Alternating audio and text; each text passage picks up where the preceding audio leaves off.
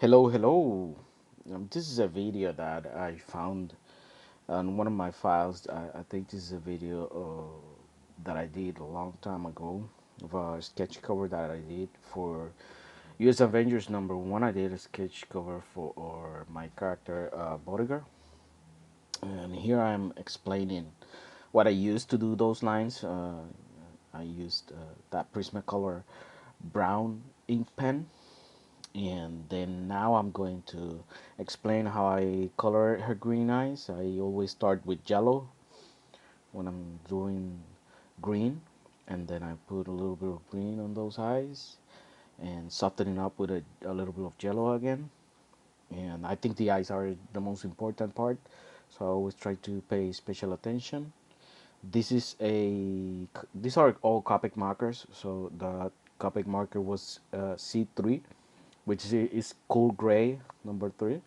Now I'm marking the pupil with a red pencil, and I'm gonna try to make that pupil as center as possible, because otherwise her look will look a little bit crooked, and we don't want that, right? This is a sketch cover, so there's no going back. I always use color pencil, Prismacolor especially, to soften up or darken some colors, and it works really well with markers.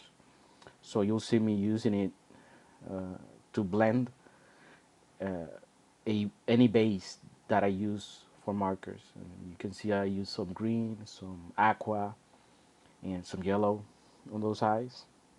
Last thing I do is I apply a little bit of highlights with a jelly roll, white jelly roll, and then I go back and darken some areas maybe. But right now that's what I'm doing. I'm trying to get that shine in. That's that classy look that the eyes have. Now I'm going to darken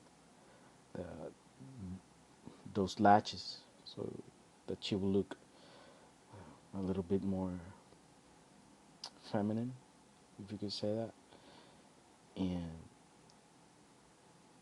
that will give the eyes a little bit of pop.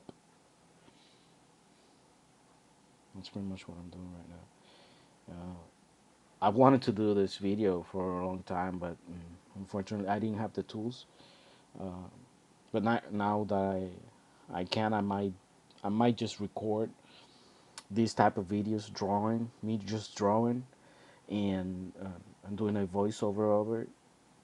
Uh, Now I'm darkening the pupil so you can see the eye better.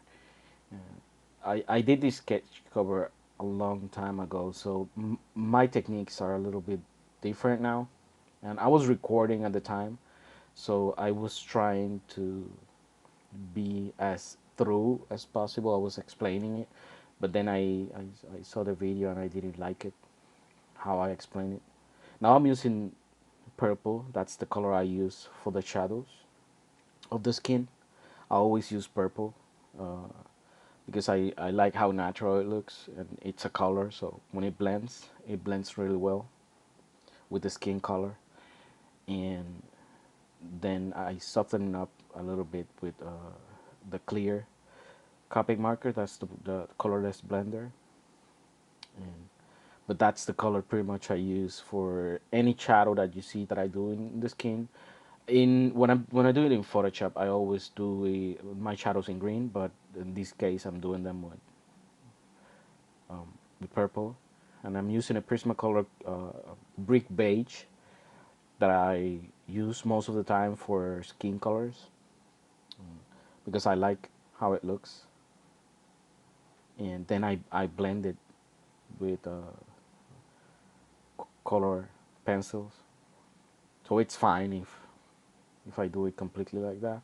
At the end, you'll see the image complete, but I will give you a little bit of how I did the face on this video. And you see the skin color is finished now, and then I will put the finished image now.